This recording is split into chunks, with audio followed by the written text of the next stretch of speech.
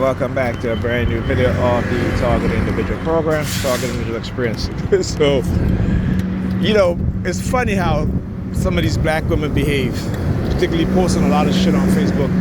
That's not true.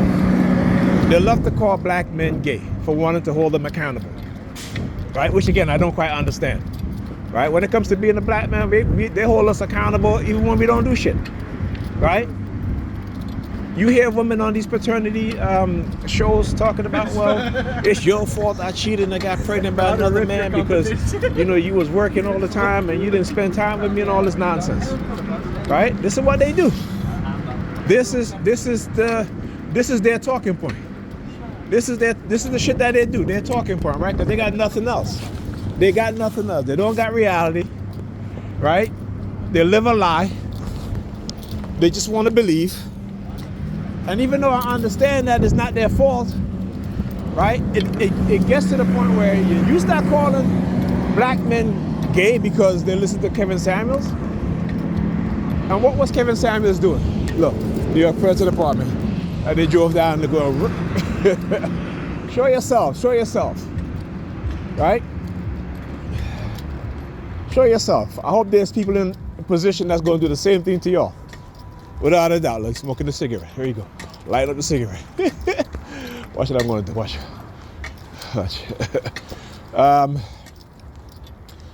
Right? Calling black men gay. And the fact is that 1 out of 4 black women identify as bisexual or lesbian.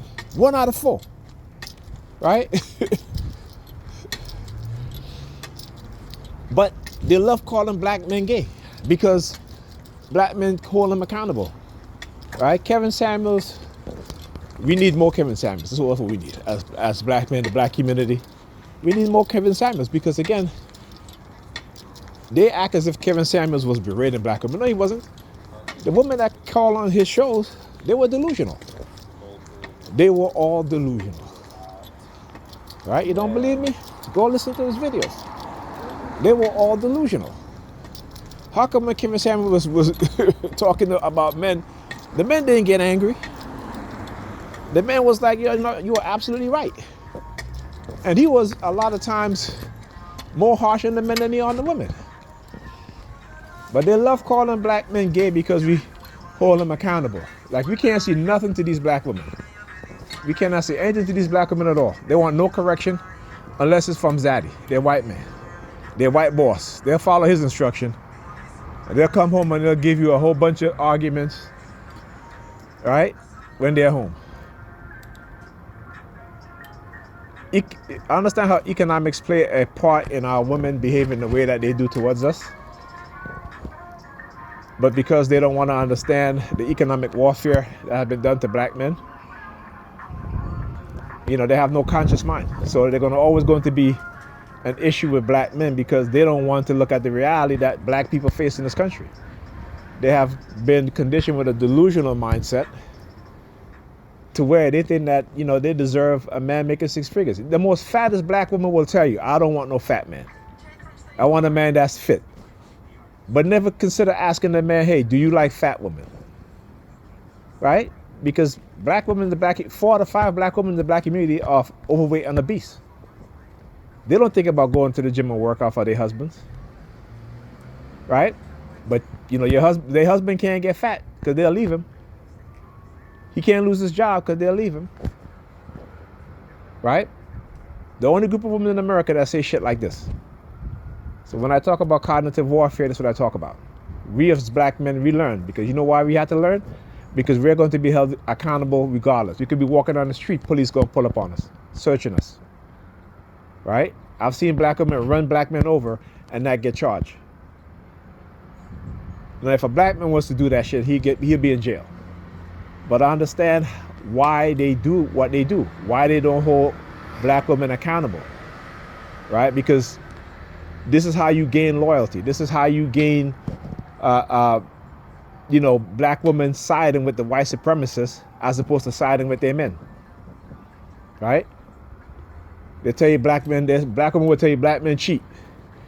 Black women, they cheat more than black men, almost double the rate. Go look at the paternity court things. You got black women bringing 3 and 4 men into paternity court to test for a child, and most of the time, they're all not the father. You know what I'm saying? You know, they believe that they can sleep with 100 men or whoever and think it's the same. It's not the same. Men don't get pregnant. You get pregnant as a woman.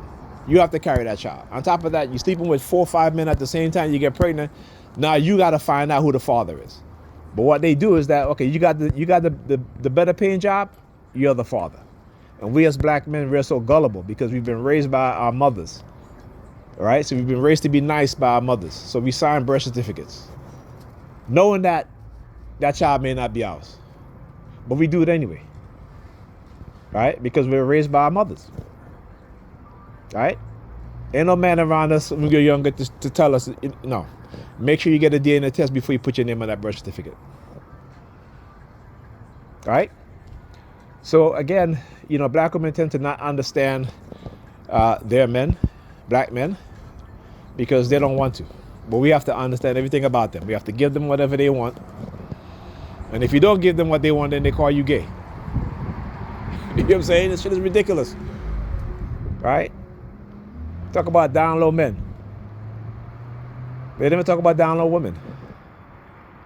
Right? They have bought into white feminist talking points against us black men, and you know, their mind have been totally corrupted. Totally corrupted. Right? Again, you can't hold them accountable. Right? How many black men are in prison for crimes they didn't commit? Right? See, we're held accountable regardless of whether we do the crime or not. Right? We have to understand what's going on as black people. Because I tell you, you see what's happening. The white supremacists have been planning for decades of putting black people back into slavery. Right? I just told you all today earlier. New York City, instead of building affordable housing, they're building homeless shelter. That's what they're doing. They're building tons of homeless shelters, not affordable housing. A decade ago, I told you guys this. This is what happened when we are people, we are believers instead of people that know. When I look at the trend in technology, look at how these corporations are spending billions and billions of dollars in humanoid robots, designing them to do the job of human beings. So all you workers in the fast food restaurant business, ain't gonna be no more people behind those counters. It's robots. All these warehouse workers stacking boxes, ain't gonna be no more humans behind there. These people, these elites. Again, you gotta do certain things. You gotta research. Transhumanist agenda. That's one of them. Cognitive warfare, which NATO have been talking about. NATO, the United States, France, The Hague, written countless articles about these things over the past few years. But black psychiatrists understood this because in the early 2000s, they were talking about cognitive warfare on black boys. Right? But we don't want to listen. Okay? We don't want to listen because you know why?